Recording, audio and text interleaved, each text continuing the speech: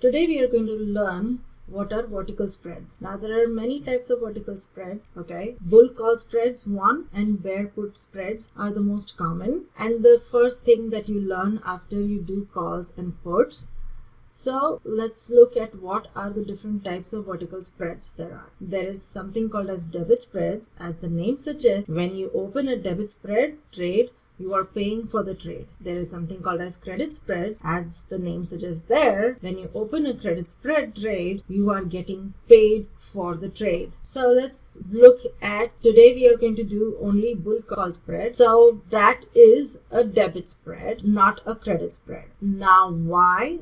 We'll look into it. So what are the different types of debit spreads? It's a bull call spread and a bear put spread. So bull call spread, if you want the stock to go up, you are bullish, and that's the reason it's called bull call spread. Bear put spread, bear means you are bearish, so you will be doing on the put side a spread that is called a bear put spread. There are other types of debit spreads that are calendars and diagonals, which we will look later. So in credit spreads, the two types are bear call spread and bull put spread. These are opposite of the debit spreads. When you want the stock to go up and you do a spread, you will do a bull call spread. When you are bullish and you want to do a credit spread, you would do a bull put spread. So when you are bullish, you want to do a debit spread, you will do a bull call spread. And when you want to do a credit spread and you're bullish, you would do a bull put spread. Now we look at the other side. When you are bearish or you want the stock to go down, you will do a bear put spread. If you are doing a debit spread, for a credit spread, you will do a bear call spread. This is just jargon right now for you guys, so let's decipher them. Okay, first of all, for any spread, you need to have some prerequisites. You need to know what is buying calls and puts, shorting calls and puts, and what is intrinsic and extrinsic value. This is a bare minimum. These things you need to know to be able to go to doing spreads. Okay, so since we are going to look at bull call spreads today, we need to learn what is buying calls and shorting calls and intrinsic and extrinsic value. So we'll go ahead and do the prerequisites for that. It will be just more of a crash course. I'm not teaching what is calls and puts from scratch. I'm not even going to teach what is delta, vega and everything, because that takes time.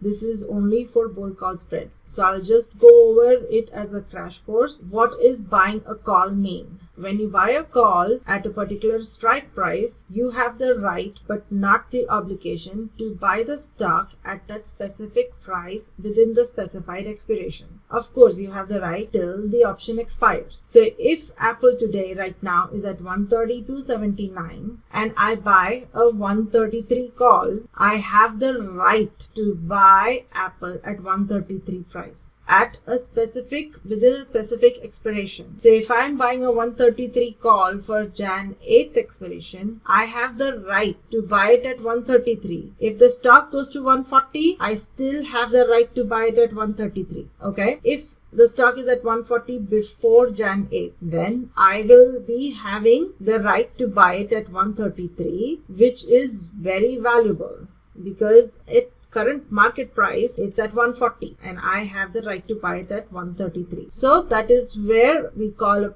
that is called a call option, buying a call option. So why would you do that? So let's look at it. Okay, currently the Apple stock price is at 132.79. To buy 100 shares of Apple at 132.79, we would require $13,279. If in 3 days it goes to 135 and I sell it, my profit is going to be 13,500 minus, that is what I'll sell it for, minus 13,279 that I put in. I will have a profit of $221. But if you look at it, that $221 in 3 days seems good.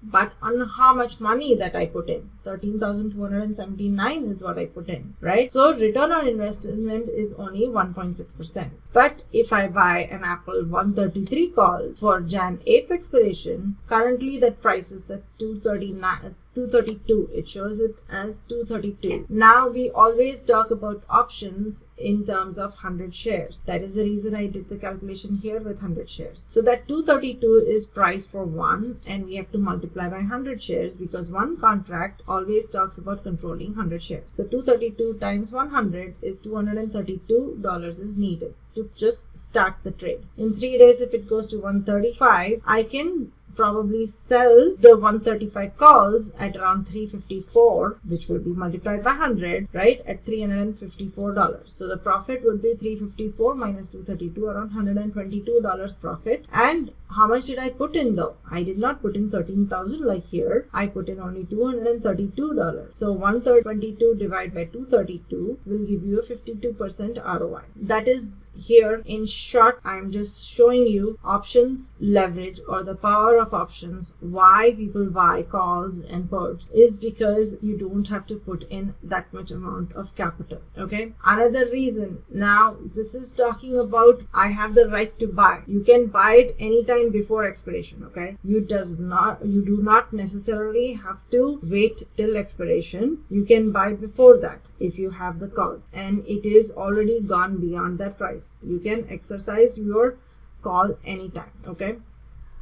But over here we are talking about the difference between stock and option. Okay. Now let's look even at the risk profile. It is not only the amount of money we've put in, it's the amount of money that can be lost. Okay. Now this is the risk profile of a stock versus a call option. Now I bought it at $132.79, which means I put in $13,279 if I buy the stock, 100 shares of stock. Okay. The moment it does one tick up or down, I am having either a profit or a loss. Okay. If it goes $3 down, I will be losing 3 times 100, right? $3 times 100 shares. I'm going to lose $300, right?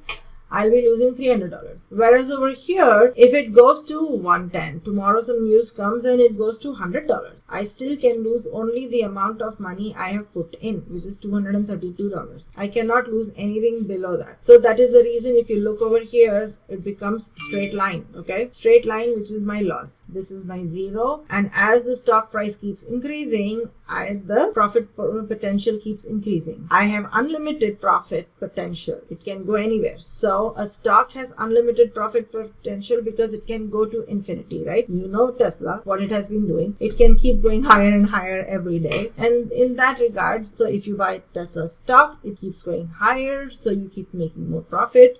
Potentially you have unlimited profit.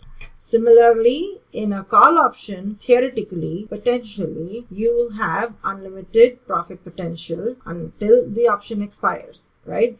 But the main part over here is whatever happens, I can lose only $232. Whereas here, any news comes in for a stock and you have a gap down like we had for Fastly. If you remember that Fastly had news about TikTok ban and TikTok was the biggest customer for Fastly. It gapped down 20-30 points and that's where you lose a lot in stock, whereas your risk is defined in a call option when you buy it. Okay, why do we buy options? Let's look at it. What happened here is that as stock price rose, the chance or the probability of Apple stock. So let's look at it. Why did the price, okay, here I paid $232.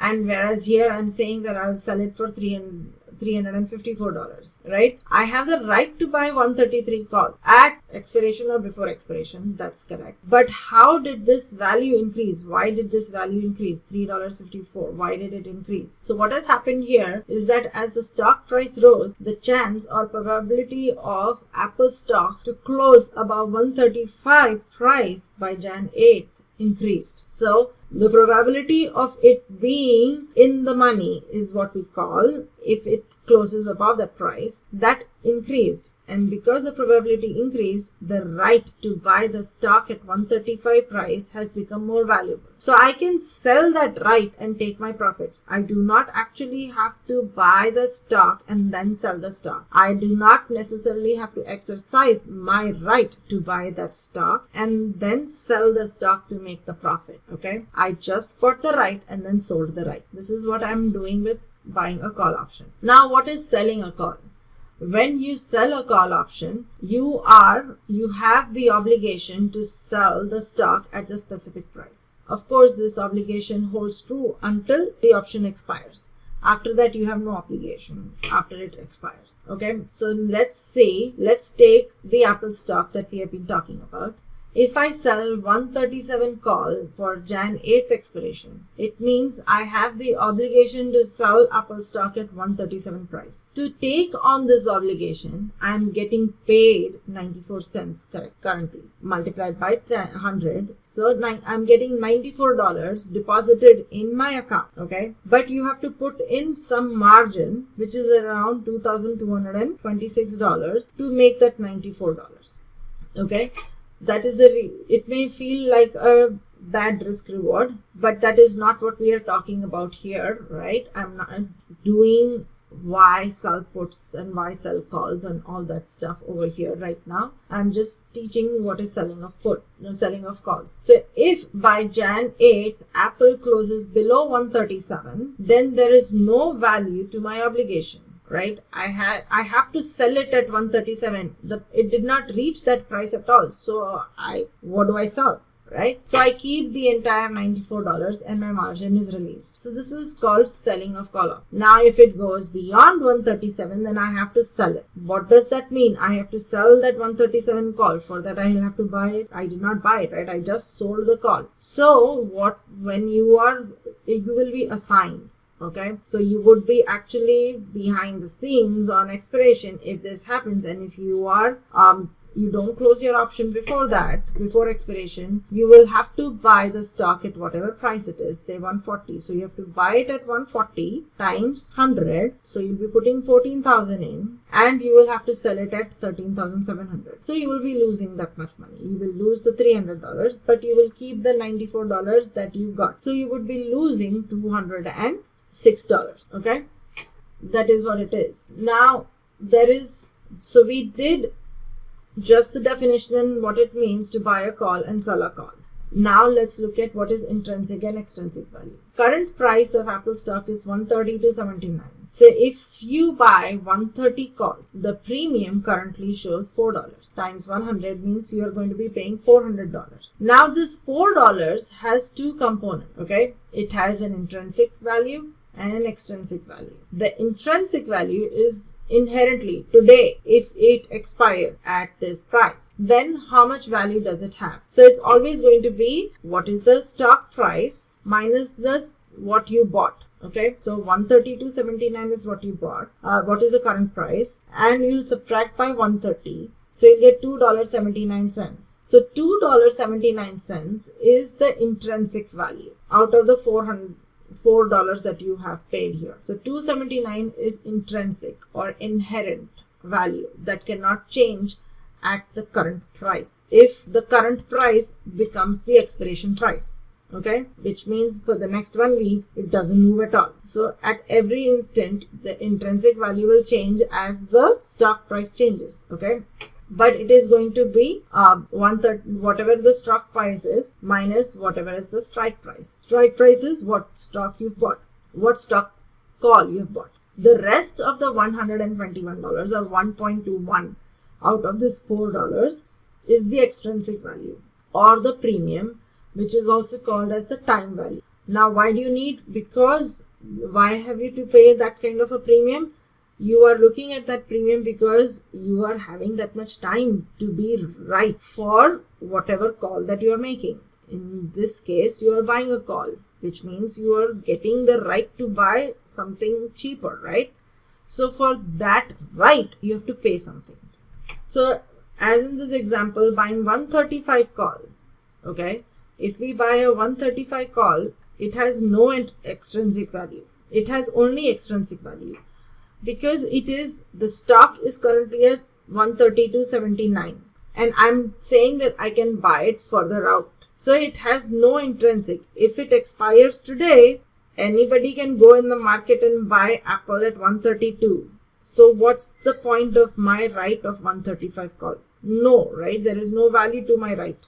So that is the reason it will have zero intrinsic value It has all the premium that you pay is only extrinsic value. What happens at expiration? So let's look at all the intrinsic and extrinsic value relation as to when it expires. Okay, an option only has intrinsic value. All extrinsic value becomes 0 or worthless. So if Apple closes at 135, the 130 call, which currently is $4, will be worth $5. 135 minus 130 will give you $5. Now the 133 call currently is at 232. Now if it closes at 135, so 135 minus 133 is $2. Even though Apple moved up in direction, the direction that you wanted, you lost money. Okay, you paid 232 and now you can get only $2 for it. If Apple, that 137 call that I sold for 94 cents will be worthless or 0, it is like you bought it at 0 and you sold it at 94 cents, making 94 cents as profit. Okay, so this was just what is extrinsic value, intrinsic value, why you buy a call, when you sell a call, what happens. And now let's go to bull call spreads, or even known as bull debit spreads. Okay, so it's a bullish strategy. The name itself says bull, right? We buy one call which is closer to the stock price and simultaneously sell another call that is further from the stock price and also further from the call that we bought. So over here, this is the example. I am buying, you can see a buy. Okay, I am buying the 134 call and selling the 137 call. Same expiration.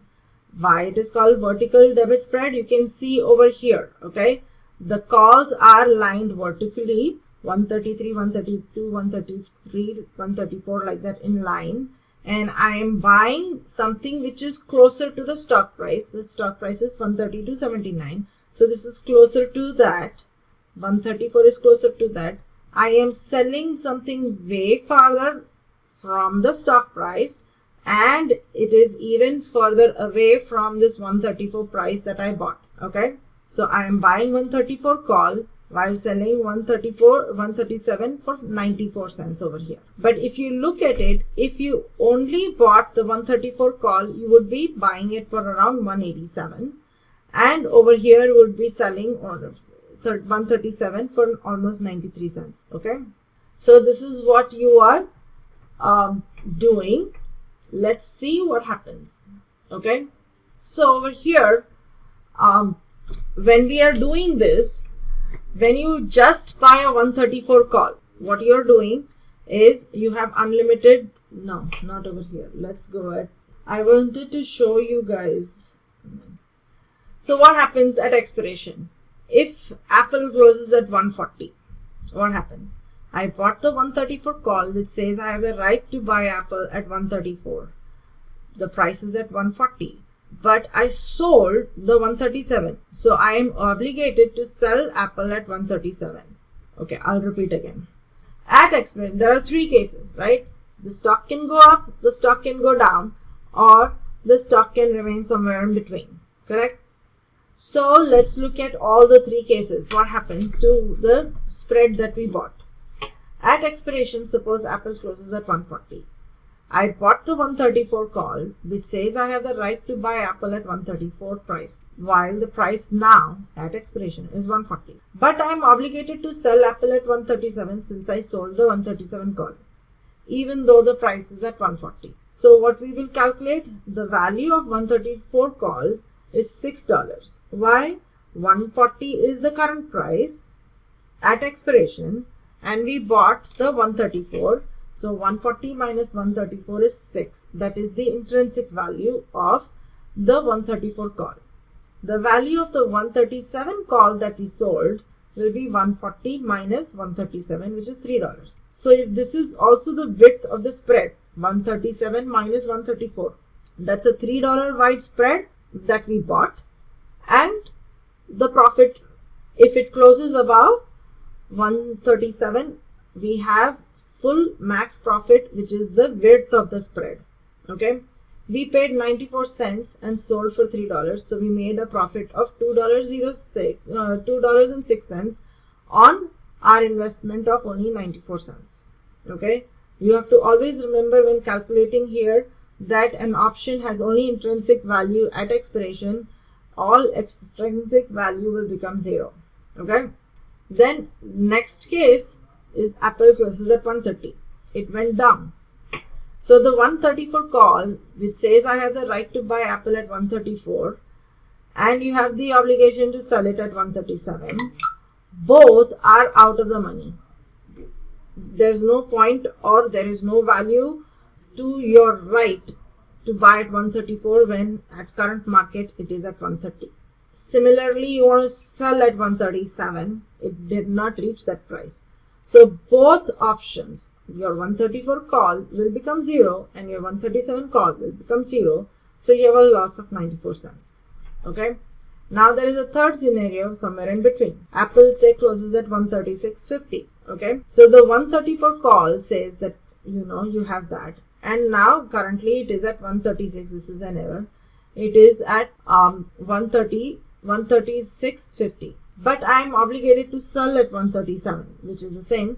So the value of 134 is going to be 136.50 minus 134 is $2.50. While 137 call will become 0, worthless. It's out of the money. So your profit is going to be $2.54 minus 94 is $1.56. Okay, so these are the three scenarios that are there for a bull call spread.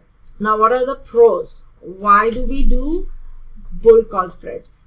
It's a smaller debit. To buy a 134 call right now, I would be spending, just to buy a 134 call, I would be spending almost $1.90 that we saw on the option chain. Whereas to buy a bull call spread, since I'm selling something against what I'm buying, I buy it for $1.90 and sell it for around 94 cents, right? And I was able to get it only for 94 cents.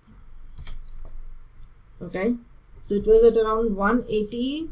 Yeah, I mean, you can get my point. So it's a smaller debit. Now, why a smaller debit is also a smaller risk in my view is because my entire total account balance, if I have to buy, according to me, a smaller debit is another way of putting smaller risk to my total account balance. If it doesn't work, if the trade does not work, I'm putting a smaller capital at risk because I'm putting a smaller debit. Another thing is it brings the break-even prices closer. Now, if you know more about all this, if I buy a 134 call for $1.90, my break-even is going to be $135.90. What does that mean? It means that on expiration, if the stock is above $135.90, then I will make any money. Otherwise, I will be losing money. But by doing 134-137 call spread for 94 cents, my break even is now 134.94. It's not 135.90. So I brought my break even. The stock has to move less. The stock has to move little bit less than just buying a call. This is all we are talking about at expiration. Of course, the moment the stock starts moving, both the call that I sold and the call that I bought will be making or losing money. Okay. So, but it brings the break-even prices closer. That is a very, very important point that nobody looks at. And by bringing the break-even prices closer, it increases the probability of you making money on the trade. Now, it's also a very good substitute for small accounts or higher price stock. To buy an Amazon call, you are probably going to be spending $3,000, $4,000, okay, minimum. But you could do a call spread, $20 wide call spread for $6. So you are able to trade stocks like Amazon and Tesla without putting a huge amount of capital at risk. That is why I was saying smaller risk, smaller debit. Plus, if you have smaller account and you can't buy these kind of stocks it helps. If you have a smaller account, you may be having a pattern day trading rule where you cannot buy and sell on the same day. That also helps. For you just buy a call and sell a call and just keep it. You can hold it overnight. Another thing, it is because it's kind of a speculative play and you are putting less debit, it becomes a very nice way to play earnings in any high volatility scenarios. Now there must be some cons. It limits the profits. Okay, if Apple goes to 140, I cap my profit at 137 because I sold it at 137. I cannot make any further profit. It closes at 137, 138 or at 200. I will make only $3. That's it. The width of the spread is the profit. Whatever you buy $20 width option spread, you have $20 worth of max profit. If you buy $10 is the width of the spread, $10 is what you can make. You cannot make anything more. Unable to close, this is another one. So the max profit in the Apple debit spread is $3, right? And unless and until it's on expiration day, you are close to 137 or beyond. Until that time, you will not be able to get that max profit because the extrinsic value has not been sucked out. You still have some time value and you have the extrinsic value for both the call that you bought and the call that you sold. That has not yet been sucked out, and hence you will not be able to get the max profit out. So if the stock moves in one day, you will not be able to get the entire width or your entire profit on that day. Okay, so these are the cons. I wanted to show you an example on demand and run through the example and show it to you, but it's not working. So let's see, when it happens, I'll post another one like that. Okay.